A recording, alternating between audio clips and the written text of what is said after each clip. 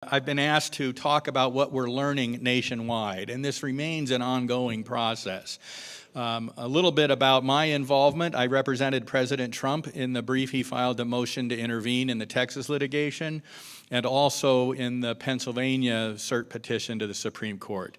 Unfortunately, the court declined to take any of those cases to resolve what are fundamentally important and constitutional issues. And I'm going to talk a little bit about those and try to the extent I can to tie it to some of the things that we've seen here in Colorado over the last 10 years. But what's happened elsewhere in the country has really shined a light on some of the problems. And it goes back to the 2005 Presidential Commission on Election Integrity done by former Democrat President Jimmy Carter and former Republican Secretary of State Jim Baker. And they made a series of recommendations, none of which are being followed, and I think which led to the chaos. And I want to just go through some of those recommendations for a moment because I think they're important and will help us consider what modifications might need to be made here in Colorado to prevent the kind of things we saw happening in Georgia, Wisconsin, Michigan, Pennsylvania, Arizona, Nevada, elsewhere in the last election. So they proposed a universal voter registration system in which the states, not the local jurisdictions, are responsible for the accuracy and quality of voter lists. That's a huge problem here in Colorado. There's a recent lawsuit by Judicial Watch saying you've got more people on the voter rolls than are eligible to vote. That shouldn't happen, and particularly in a state like Colorado, where you mail ballots to everybody on the voter roll. That's just pieces of gold out there sitting to be claimed by bad actors. It opens the door for fraud. And it also does something else. When you see high voter turnout rates like 80% against the total artificially inflated voter registration total, if you were to only look at actual lawful voters on that registration, those voter rates may be exceeding 100% in a lot of instances. That's what pumping up the numbers on a false voter registration roll or not cleaning it allows you to do. So number one recommendation of the Carter-Baker Commission, keep the accuracy and quality of the voter list. Propose a mechanism to connect all states' lists. Why? That would make sure that people aren't voting or aren't registered to vote in two different jurisdictions. Again, opening the door for fraud. I'll tie that specifically to Colorado. You've got some very loose laws here. So you require residents, and the statute specifically says that doesn't include people who are only here to attend college, right? And yet the voter ID, when you register, the buff card is all you need to show, which doesn't prove that you were a resident. It just proves you're going to college here, right? And so you've got this statute that authorizes a sufficient proof of your eligibility to vote, something that clearly does not. And then you've got drop boxes mandated to be on every campus in the state. Quite frankly, I think that's an equal protection violation because it's targeting heavily Democrat voter pools. To the detriment of others. But there's no supervision, there's no validation check when people drop in those ballots in those absentee ballot drop boxes that are set up on campus. And there's no double check. Is this person still voting at home as well, or at least still registered, or domiciled at home? And the state statutes here say, look, one of the ways you determine your eligibility to vote is, you've got to have a driver's license here or another voter ID. If you still retain your driver's license in your home state, tell me how many people out of state paying out-of-state tuition at CU still have their home driver's license, right? They are not eligible to vote, and yet if they show their buff card, that's all that the county clerk requires. This is a fundamental flaw in the system. And then proving that it's the fraud requires a very sophisticated post-election effort in a tight time frame. Dr. Frank's going to, I think, talk about that a little bit. But it's almost impossible to do in the window of opportunity available to us for an election challenge. That's why the Carter-Baker Commission report recommended a cross-check across states. We don't have that. Uniform system of voter ID based on a real ID card, driver's license or a passport, or the equivalent for people without a driver's license. Now, Colorado has such a thing, but we don't do a very good job checking it here. Or I said, I'm not a resident of Colorado. I said, you don't do a very good job of checking it here. Although much better than my late state of California, I have to say. Voters who do not have a photo ID can, during the transitional period when they're trying to get one, were allowed to cast a provisional ballot if their signature is verified. Right? Now, this is signature verification, and we saw signature verification problems writ large, particularly in Pennsylvania and Georgia in the last election. I want to talk a little bit about that. What Georgia did, the Georgia Secretary of State last March, a year ago, signed a consent decree with a Democrat lawsuit. They were challenging the signature verification requirement in Georgia, and they so watered it down it became meaningless. The Carter-Baker Commission is very clear. Absentee balloting, mail-in balloting, no excuse mail-in balloting creates a huge incentive for fraud. It opens the door for fraud. And so if you're going to do that, they recommend you don't do it. They go back to the old traditional, if you're incapacitated, indefinitely confined, to use the phrase in Wisconsin statute, military and stationed overseas, or otherwise going to be out of town on election day and can't vote. Limit it to that. And they, don't go to just no excuse mail balloting, and certainly don't go to it when everybody gets mailed a ballot, whether they've asked for it or not, if they just happen to be deadwood on a voter roll. But they said if you are going to have mail-in balloting, it's absolutely critical that you have verification systems in place, anti-fraud systems in place, such as signature verification, such as address confirmation, such as Wisconsin has a requirement that a witness swear under penalty of perjury that the person who's filling out the ballot that I'm witnessing, not who they're voting for, but that they're filling out the ballot, is the person they say it is on my personal knowledge. All of these requirements were dispensed with by state and local election officials in the last election in each of the key swing states. In Pennsylvania, this is my favorite story. In August, the nonpartisan League of Women Voters brought a lawsuit against the Secretary of the Commonwealth, saying, Pennsylvania's voter signature verification requirement violates due process because it doesn't give voters an opportunity to be notified and an opportunity to cure their ballot. But there was no question that there was a signature verification requirement in the state law. That was the premise of the lawsuit. Well, the Secretary of the Commonwealth, in defense of this collusive lawsuit, said, I don't think there's a signature verification requirement at all. And she says, so I'll enter into a consent decree with you, say we're just getting rid of the signature verification requirement altogether.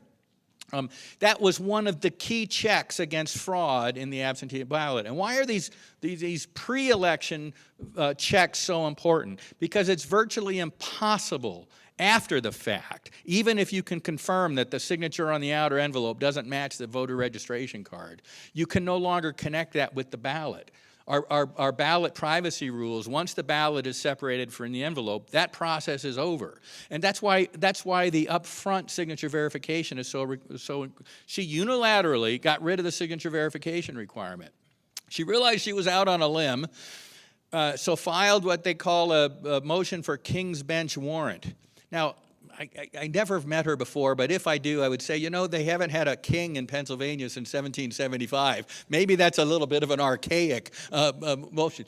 But the partisan elected Pennsylvania Supreme Court was more than happy to oblige her and said, yeah, not only are we getting rid of the signature verification requirement, we agree with you. We don't find it in the statute. It's right there. They've been applying it for 50 years. But since there's no signature verification requirement, we don't think this other statute that allows people to challenge ballots for violating the signature verification requirement makes any sense either. So we're going to get rid of the right to challenge as well. Now, why is this important? Constitutionally, Article 2 makes very clear the legislature of the state has the only authority to determine the manner of choosing presidential electors. When elected officials, county officials or state officials or unelected health officials or even the state courts or even, as we saw in Arizona, the federal courts, alter the rules of the game, they are unconstitutionally intruding on the legislature's power to determine the manner of choosing electors. And in each of these states that happened, the extent that it caused problems is where the fight is now. But there's no dispute that they unconstitutionally altered their state election laws. This was the key issue in the Texas litigation, in my suit up from Pennsylvania, in Jones Day's suit from Pennsylvania, dealing with the state Supreme Court just unilaterally changed the deadline for returning absentee ballots and said, oh, by the way, if they come in after the fact and there's no postmark on them, we're going to presume that they were before the election deadline rather than after. So, I mean, think about the incentive. Oh, we're losing by 50,000 votes. Get a bunch of the new ballots in the mail on Wednesday to get there by Friday so we can count those as well. And make sure the postmark is smudged so they can't tell it's sent in after the fact. Or, as we saw in Michigan, find an obliging postal service supervisor who orders you to backdate the postmarks on the mail. All right? All of these things occurred. All right, and it's extremely important. Online registration here in Colorado. It's possible, but only if the elector's signature is stored in digital form someplace else in the Secretary of State's database. But again, there's the signature requirement. Now, let me tell you, and I'm sure some of the legislators have been getting lots of feedback on this as well, but as I've been speaking around the state in my unofficial capacity, because they won't let me speak with my University of Colorado title anymore, as I've been speaking around the state, people routinely tell me what they experienced in their own precincts, in their own canvassing centers. I've got an affidavit from a poll watcher who the screen was coming up blank on the matching signature. So she said, I can't verify the signature, and disqualified them, put them in the pile for further review. She had 28 of those. They fired her as an election judge because she disqualified all 28. What was she supposed to do? If her oath is to validate the signature and the computer system had no image of a signature, how can she validate it? But they fired her for actually fulfilling her oath rather than undermining her oath. Others, when you look at a signature and it bears no relationship whatsoever to the screened image of the signature from the voter registration card, and they disqualify it. All over the state, county clerks and precinct captains were ordering people, if you invalidate more than 3, we're going to excuse you from the process. Now think about that. More than 3? If there was only 1 that was invalid, I invalidated 3, I should get excused from the process. If there were 100 that were invalid and I excused only 3, I should be excused from the process. But if there are 100 that are invalid and I'm only allowed to invalidate 3, that means 97 are getting through illegally. The reason that signature verification process is there, by the Carter Commission report, but also in Colorado state law, is to protect against the wrong people submitting a ballot in your name. And we saw it happen. I call it the tip of the iceberg evidence of fraud. So down in the Georgia legislature's election integrity, a lovely young woman, senior at University of Georgia, she was very proud of voting and exercising her right to vote on Election Day in person. She thought it was part of this community duty to do that. It is a sense of shared, and by the way, this is another reason the Carter-Baker Commission opposes absentee voting. You lose that sense of community deliberation that occurs with everybody voting at a place on Election Day. And so she always voted and never requested an absentee ballot. And this year, her younger sister, who had just turned 18, was voting in her first election. And the two of them were proud to be going down to the polls to vote. And she got told that she was not eligible to vote because she'd already asked for an absentee ballot. And she said, no, I never have. Well, you must have forgotten. No, believe me, I take this very seriously. I never requested an absentee ballot. They looked it up. Somebody had requested an absentee ballot for her and had it sent to a central delivery location, not her home address. And then they found out that that person had voted for her. All right? Now, she was allowed to cast a ballot. She was uncertain whether it was a provisional ballot or a regular ballot. But if it was a provisional ballot, when the provisional review got taken, it was been thrown out, so her vote was canceled. Her vote was suppressed, since that's the... Right? Or if it was counted, then it's double counted, and very likely that her vote was canceled by an illegal vote. Right? And now think about it. Did somebody target that one particular woman? Or was this instead a more systematic effort that we've just seen the tip of the iceberg? It doesn't take much to anticipate what the right answer to that is or to speculate about it. In Pennsylvania, flip end of the system, we've got sworn affidavits of people that when their absentee ballot came in the mail to them, it was already filled out for them. Now just think about how that happens. Somebody in the clerk's office had to be sitting there. Now, do you think they just did the two that we have affidavits for? Or was it systematic? Did they send them all over the county that way? And figuring most people won't complain about it, and just say, it's easy, it's already filled out, send them back in. This kind of thing shouldn't happen. Online registration requiring signature verification and other things requiring signature verification are designed to prohibit against things like that.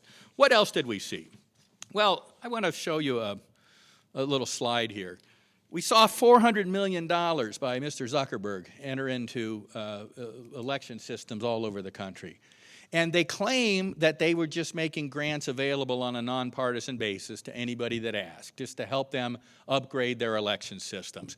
Here's a chart of the 5 counties that got money from Zuckerberg, and he funneled it through the Center for Technology and Civic Life. These are the 5 counties in Colorado that got money from the Center for Technology and Civic Life in this operation funded by Zuckerberg.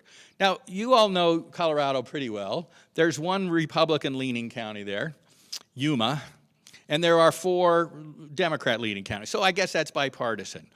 But the votes in Denver and Boulder, it's like 4-1 in favor of Democrat, or in favor of Biden in this last election. In Broomfield and Eagle County, it's a 2-1 margin. That meant of the four of the 5 counties that got the Zuckerberg money, 675,000 votes total. But it's bipartisan because they also gave a grant down to Yuma County with its 4,900 votes. All right? Now, if anybody looks at that and doesn't see that this is a partisan effort using this money, which I think means it violates, half a dozen federal election laws going on, they should not get the cover that this is bipartisan by throwing a $500 grant down to Yuma County to compare to the millions that they sent to these other places. What did they do with this kind of money? I don't know what exactly they did with it in Denver and Boulder and Broomfield and Eagle, but I can tell you what they did with it in Dane County in Wisconsin, which is where the University of Wisconsin is, in Madison. They funded what they call Democracy in the Park operation. And it's important to understand what this is. They deputized hundreds of volunteers. We suspect that they were Biden campaign volunteers. They deputized them by the county clerk so that they could become human drop boxes, because in Wisconsin, unlike in Colorado, you're not allowed to just set up drop boxes. You can only return mail-in ballots either in person or by mail to the county clerk. It has to be in person to the county clerk or to the county clerk's deputies. So if I deputize all of the Biden volunteers to then swarm over all the parks on 3 consecutive Saturdays to collect absentee ballots, that's an illegal ballot harvesting scheme, funded with this kind of money. And by the way, they also funded public service announcements to encourage people to go out to participate in this fun party of democracy in the park.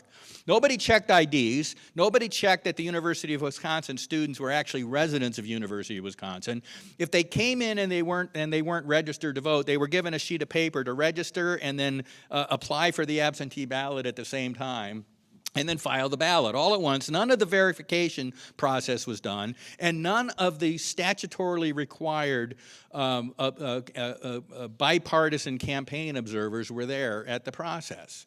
All right, it's an illegal ballot harvesting. It collected about 17,500 ballots in a state where the whole margin of victory for Biden was about 20,000. The PSA announcements that they did to encourage people this, guess who the voice was on it? It was Joe Biden. But this was a completely bipartisan, neutral effort. All right? These are the kind of things that we've been seeing throughout. I want to now move to a little bit of the statistics, and this will introduce something here. This is a team of volunteer statisticians who woke up the next morning after election night and thought something looked wonky, and they wanted to apply their expertise to get themselves to a comfort level that, in fact, the election was fair. That was what the premise was. And what they found was extraordinary. And I'm just going to go through a couple of these things to tell you what we know, what we don't know, what we need more information to know. So you all have probably seen these vote spike charts on the internet. At 3 in the morning in Michigan, there's 141,000 votes from Biden and only 6,000 votes from Trump. Same thing in Wisconsin, same thing happens in Georgia, same thing happens in Pennsylvania.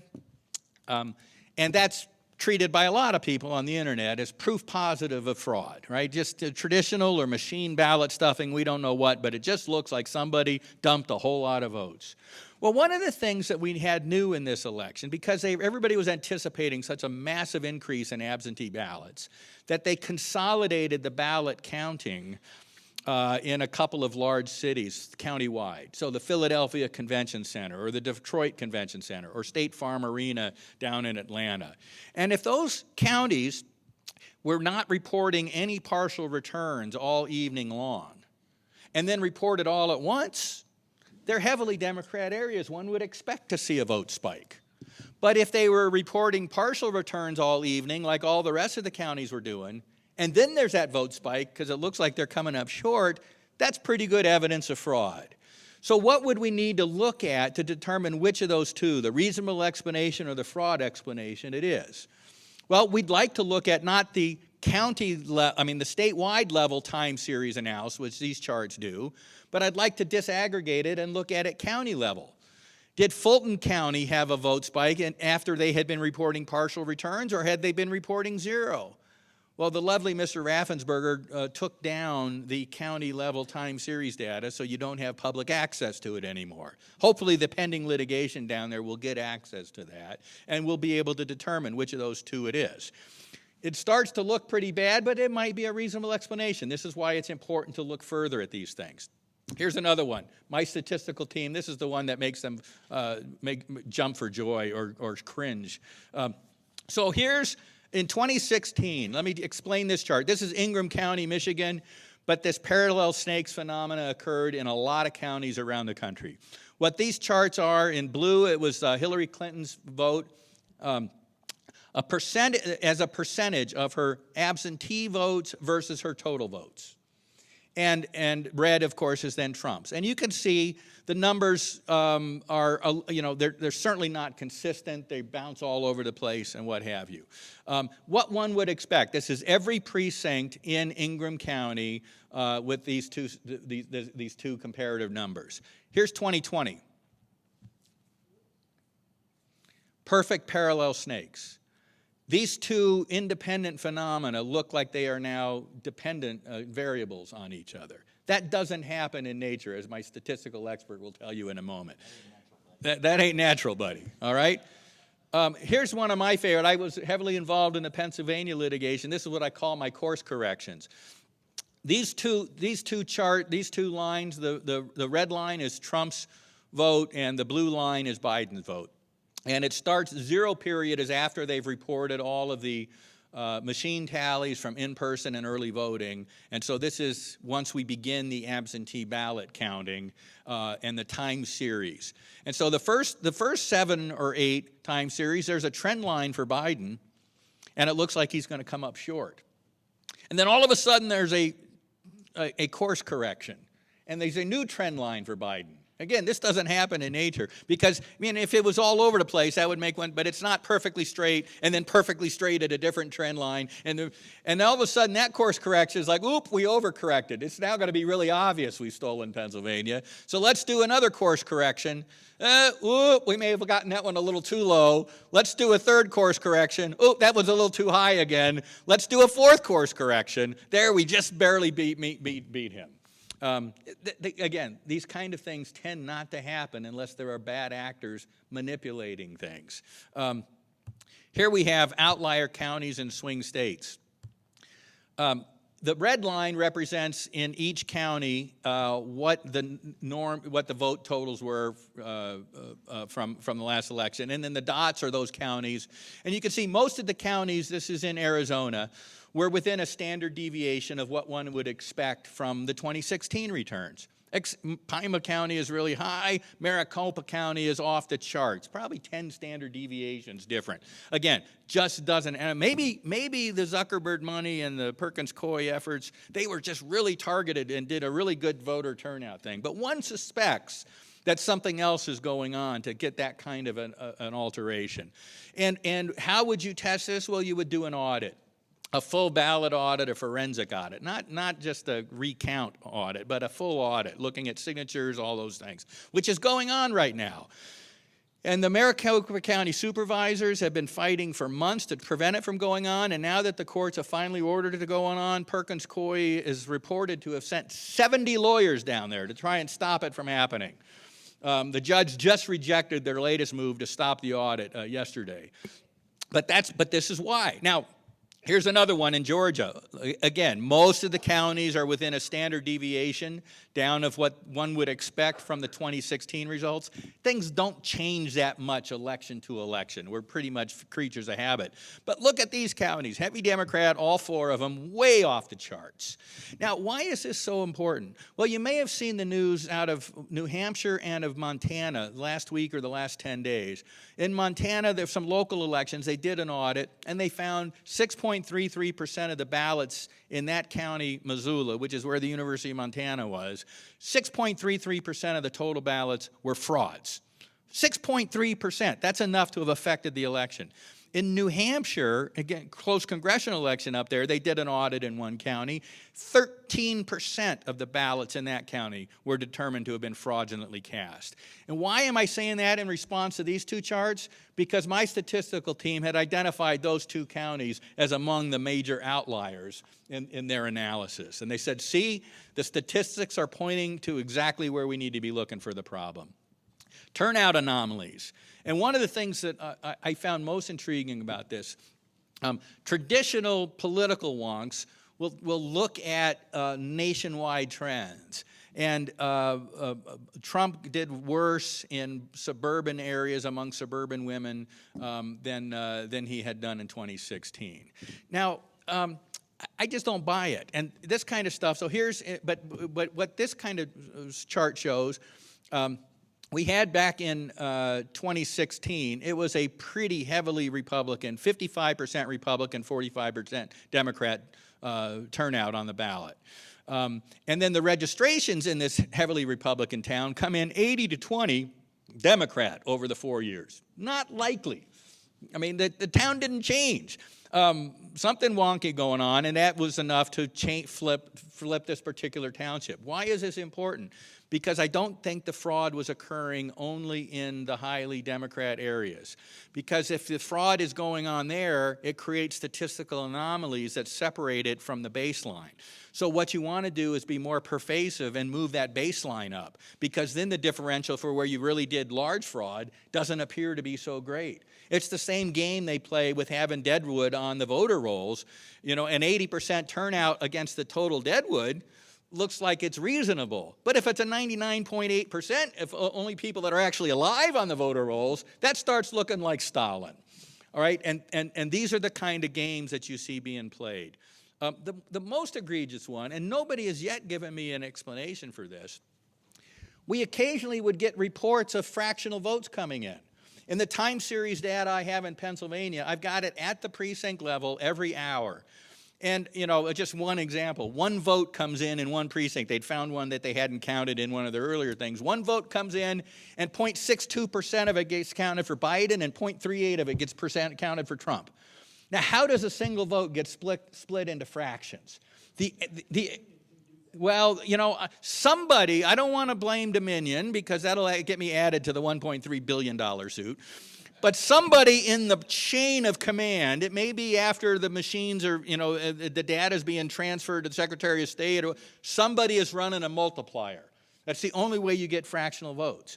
And the explanation that's been given thus far by the people that are, you know, trying to rebut this stuff is, well, we really just don't count votes, we count vote shares. I said, well, you still shouldn't have fractional shares either. It ought to be whole numbers when you're counting votes. So until somebody can explain that to me, we've got serious problems. Let me bring it back to Colorado here in the last few minutes I have. we talked about the judges and removal. My paper got out a note here. One last thing I meant to mention earlier. You've heard it said that all of this evidence was considered by over 90 courts, and every single one of them rejected. Right. That is just false. And there's a wonderful website that's been put together by the same crew that I've been working with on the statistics. They got tired of hearing it, so they just put together a website of every single court case. There have been 82, 84 court decisions. 26 of them were brought by Trump. 18 of those 26 were dismissed on jurisdictional grounds. Of the 8 remaining, Trump won 4 out of the 8. But they were all on just slivers of, it was like, are we allowed to be in the convention center to observe? It was, can you change the deadline, the statutory deadline? None of it went to the evidence of fraud. The evidence of fraud, a massive amount of evidence of fraud submitted in the Georgia litigation on December 4th, 1,000 pages of affidavits and sworn testimony and expert reports and evidence. On an election challenge, you're supposed to get a judge appointed within 24 hours because election challenges are emergency matters. 30 days later, they still didn't have a judge appointed to consider that election challenge. We then filed a federal suit because now you're violating federal due process because you're not complying with your own state laws on the election. Within days of our filing the federal suit, that was on New Year's Eve, that was like a Friday, New Year's is a Friday, so Monday there was a new judge appointed. That was Monday, January 4th, and he scheduled the hearing for January 8th, 2 days after the case had become moot. All right, so the evidence never got looked at by a court in Georgia. Similarly in Nevada, where they actually had a 20-minute hearing, it may have gone an hour, to consider over 8,000 pages of evidence. And all the judge did is cut and paste the Perkins-Coie findings of fact. So one data point I'll just mention, but there were lots of others. They proved that over 1,500 dead people voted in the Nevada election. Similar numbers about out-of-state people that had long moved, not just temporary, residents away, like serving in the military or whatever, but people that had made permanent changes of address, registered to vote elsewhere. All expert evidence submitted. It's not mentioned at all in the judge's findings of fact rejecting the evidence. So I guess it's easy to say the evidence has been rejected if I don't bother to look at it. All right, but the fact of the matter is none of these cases looked at the evidence at all, or certainly not with any level of the review that normally one sees in court. A couple up in Pennsylvania were dismissed on motions to dismiss. I mean, lawyers in the room, in a motion to dismiss, you're supposed to accept well-pleaded allegations of fact as true and then only dismiss it even if true, they don't meet the legal standard. Well, these judges in Pennsylvania dismissed them weighing the evidence at a motion to dismiss level, not taking the allegations as true. That's not supposed to happen, and yet it happened routinely. How does this tie back to Colorado? Because Colorado is the gold standard. It's not. If you look at the Carter-Baker Commission report and you look at the recommendation, Colorado violates almost every single one. It's the gold standard for ignoring the Carter-Baker Election Commission reports on integrity in the elections. You ought not to be doing no excuse absentee balloting. You certainly ought not to be mailing to everybody on the voter rolls because you haven't got them kept clean. You ought to be vigorous in removing dead people from the voter rolls because that's just people's names just sitting there waiting to be borrowed for somebody to illegitimately cast an extra ballot. You ought to be making sure that when 50 ballots come in from a memory care nursing home, that they're not all filled out with exactly the same hand signature as we saw happen in New Hampshire and the audit in Montana. That kind of pervasive nursing home fraud is pervasive. How many of those people are having their votes voted for or stolen from them, and somebody else, the social services director or whoever, getting 250 votes? All right. Now, every time that happens, that's canceling out somebody's legitimate vote. That's where the real voter suppression occurs. And the system you have in place here, called the gold standard, is only the gold standard because nobody's been raising these questions. But the level of fraud here, I guarantee you, is pervasive. And it may well, I don't know the answer to this, but it may well be significant enough to have not turned Colorado purple then blue. And if that's true, then not only the presidential election in November, but Colorado state house elections and U.S. Senate elections have been stolen from you for a very long time. Thanks very much.